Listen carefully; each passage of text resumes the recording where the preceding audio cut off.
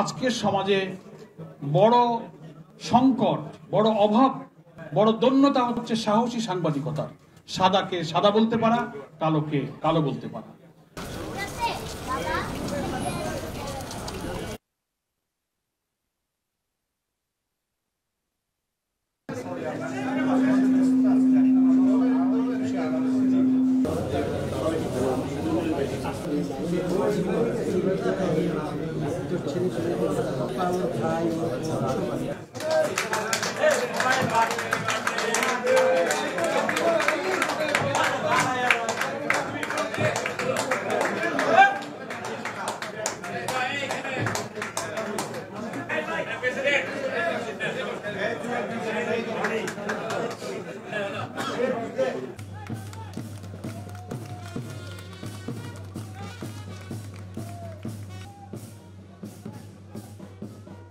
Bangladesh crime reporters অ্যাসোসিয়েশনের ৪৩তম প্রতিষ্ঠা বার্ষিকীর এই আনন্দঘন বর্ণাঢ্য আয়োজনের প্রিয়ভাজন সভাপতি, মঞ্চে ভূমিষ্ঠ আমরা দেখতে পাচ্ছি সম্মানিত রাজনৈতিক নেতৃবৃন্দ, সাংবাদিক নেতৃবৃন্দ, অ্যাসোসিয়েশনের কর্মকর্তাবৃন্দ, সুধীবৃন্দ এবং প্রিয় সাংবাদিক বন্ধুগণ।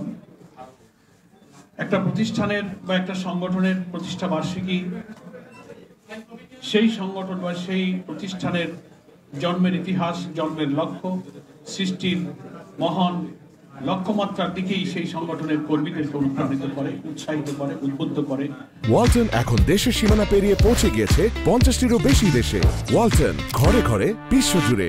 নতুন করে তাদের দুর্বলতা, সীমাবদ্ধতা, অলসতা, গাফিলতি, ত্রুটিবিচ্যুতিকে রিয়েলাইজ করা, পুনর্মূল্যায়ন করে আগামী দিনে সুসংগঠিতভাবে, সমন্বিতভাবে চলবার জন্য এই প্রতিষ্ঠা বার্ষিকীর আয়োজনগুলো হচ্ছে একটা সোর্স অফ ইন্সপিরেশন। এখান থেকে আমাদের সেই শক্তি সঞ্চয় করতে হবে। প্রতিষ্ঠা বার্ষিকীর এই শুভ লগ্নে আমি সেই শুভকামনা করি। আর একটা কথা বলে আমি কথা শেষ করতে চাই। আন্তর্জাতিক দুনিয়াতে, সারা পৃথিবীর সভ্য দেশে জার্নালিজমকে বলা হয় ব্যারোমিটার অফ সিভিলাইজেশন। একটা দেশের সভ্যতার সূচক হচ্ছে সাংবাদিকতার স্ট্যান্ডার্ড দিয়ে মাপা। আর একটা সমাজের ভালো মন্দ, সুস্থ অসুস্থতার পরিমাপক হচ্ছে সেই সমাজের অপরাধ প্রবণতা। তো সাংবাদিকতার যতগুলো উইং আছে তার মধ্যে ক্রাইম রিপোর্টিংটাই হচ্ছে কিন্তু ইম্পর্টেন্ট একটা উইং, যেখানে আপনারা এবং আপনাদের অ্যাসোসিয়েশন কাজ করেন। আমার আগের বক্তারা অবশ্যই কথাই বলেছেন। আমি বলবো, আজকের সমাজে বড় সংকট, বড় অভাব, বড় দৈন্যতা হচ্ছে সাহসী সাংবাদিকতার। সাদাকে সাদা বলতে পারা, কালোকে কালো বলতে পারা। অকুতভয় সাহসী সাংবাদিক, মাহমুদুর রহমানের মতো সাহসী সাংবাদিক খুবই ক্ষণজন্মা, খুবই কম, যারা প্রকাশ্যে অসত্যের সাথে আপোষ করেন না, বরং মৃত্যু ভয়হীন চেতনা নিয়ে অকুতভয়ভাবে তিনি এগিয়ে যেতে পারেন। নির্যাতিত হন, অপমানিত হন, বিবস্ত্র হন, কিন্তু অন্যায় অসত্যের সামনে কখনো মাথা নত করেন না। সাংবাদিকতার পেশার মধ্যে এই দৃঢ়তা, এই অনমনীয়তা, এই নিষ্ঠা, এই সিনসিয়ারিটি, এই ডিভোশনই কিন্তু আমি মনে করি ক্রাইম রিপোর্টার্স অ্যাসোসিয়েশনকে একটা আলাদা নতুন উচ্চতার দিকে নিয়ে যাবে, এটা আমি আশা করি। আমরা সহজে বুঝি যে বলে সাংবাদিকতা হচ্ছে জাতির বিবেক।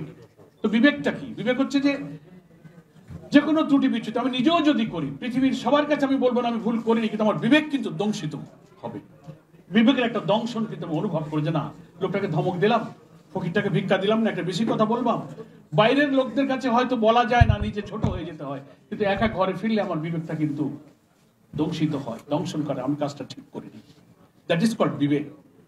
তো জাতির বিবেকের জন্য ক্রাইম রিপোর্টার্সের অ্যাসোসিয়েশনে যারা ক্রাইম রিপোর্টিং করবেন, তারও বিবেকটা কিন্তু সবসময় দংশনের মধ্যে থাকা উচিত, যে আমি এই রিপোর্টিংটা এড়িয়ে গিয়ে ভুল করলাম কিনা, না করে ঠিক করলাম কিনা।